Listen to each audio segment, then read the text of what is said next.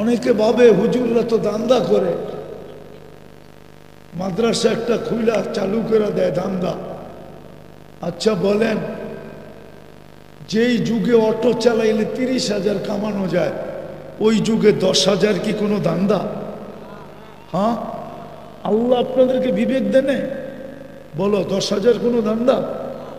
Auto চালাইলে তো 30,000 কামানো যায়। মাদ্রাসার হুজুরদের তো 10,000 বেতন না। বলুক এই মাদ্রাসার হুজুরদের বেতন কত? হুজুর তো মুরব্বী, বলুক না হুজুরি। 10,000 টাকা কি দান্দা?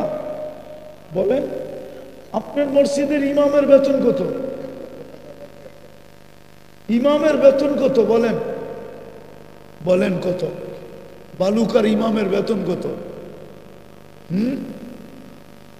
2 লাখ, 3 লাখ, 4 লাখ, ঠিক না? কত?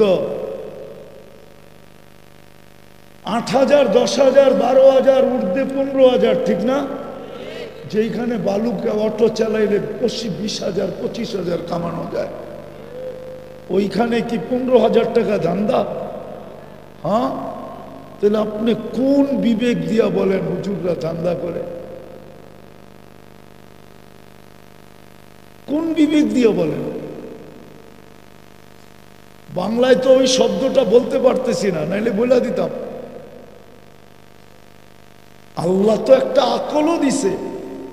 যেই সমাজে আরে গার্মেন্টসে চাকরি করলো 15-16 হাজার টাকা পাওয়া যায় না? পাওয়া যায় না?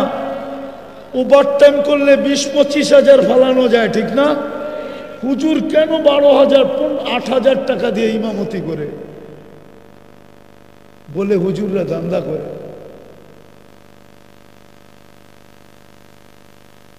একটা যুক্তিসঙ্গত তো হইতে হয় যে আমি 1 লাখ টাকা বেতন দিয়া বললাম দান্দা করে, তাইলে মনকে বুঝানো যায়। 15,000 টাকা বেতন, যেইখানে রিক্সা চালাইলে 15,000 কামান যায় আধা বেলা। আধা বেলায় 15,000 টাকা মাসে কামানো যায়, আধা বেলা।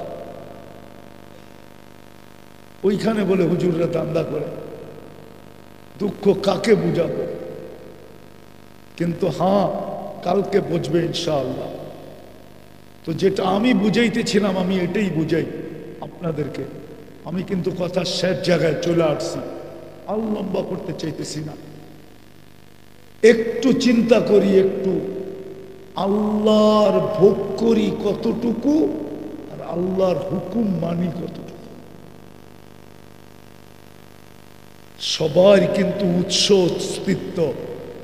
আমি বাহাদুর অস্তিত্ব দিয়া, আমি মোহাম্মদ আলী কেলে অস্তিত্ব দিয়া, আমি বিশ্ব সুন্দরী আল্লাহর অস্তিত্ব দিয়া, আমি অলরাউন্ডার আল্লাহর অস্তিত্ব দিয়া, আমি এত বড় ব্যক্তিত্বের মালিক আল্লাহর অস্তিত্ব দিয়া। অস্তিত্ব যদি না থাকতো তো আপনার ব্যক্তিত্ব কোত্থেকে হইতো? অস্তিত্বটা টিকে রাখছে কে? কে রাখছে টিকে? আল্লাহ তো এটাই বুঝায়, তোকে 24 ঘন্টা আমি সুরক্ষা করি, রক্ষণাবেক্ষণ করি, 24 ঘন্টা লালন পালন করি। যদিও তুমি 24 ঘন্টা আমাকে ভুলা থাকো, তুমি আমাকে কতটুকু মানো? 24 ঘন্টা তোমার সাথে লোকচুরি খেলি, তোমার ভুল ত্রুটিকে আমি জানতে দেই না। শুধু এই উম্মতের জন্য অতীত কোন উম্মতের সাথে আল্লাহ লুকোচুরি খেলেন নাই। গুনাহ করতে দেরি, সকালে গেইটে লিপিবদ্ধ উঠতে দেরি হতো না। গুনাহ করতে দেরি, আল্লাহ টোল পিটায় সবাইকে জানায় দিতে দেরি করতেন না। অতীত উম্মতের একটা দেখাই, যাকাতের নিয়ম ছিল 10% দিতে হবে। কত? কত? 10%।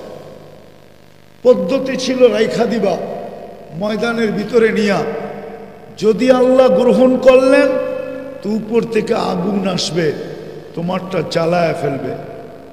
আর যদি গ্রহণ না করলেন, 2 নম্বরই হইল তোমার মাল, তো পশু, আগুন তো আসবে না, আসবে না, কোনো পাখি পর্যন্ত ঠোঁট লাগায়া দেখবে না। যতদিন বেঁচে থাকবে মানুষ দেখবে আর আঙ্গুল উঠাবে 2 নম্বর পার্টি। আল্লাহ তো এই উম্মতের সাথে লুকোচুরি খেলে।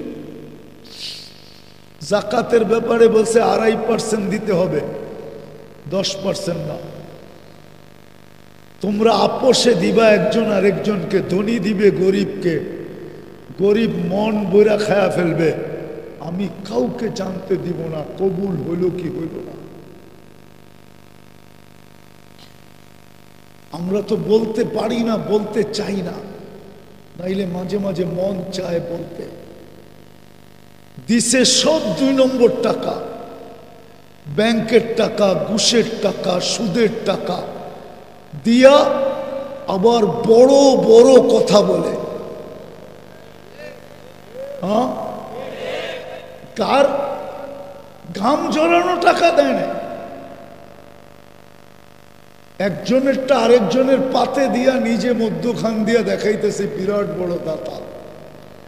আল্লাহ যদি লুকোচুরি না করতেন, না খেলতেন, তাহলে তো দুনিয়া চাই না ফেলতো।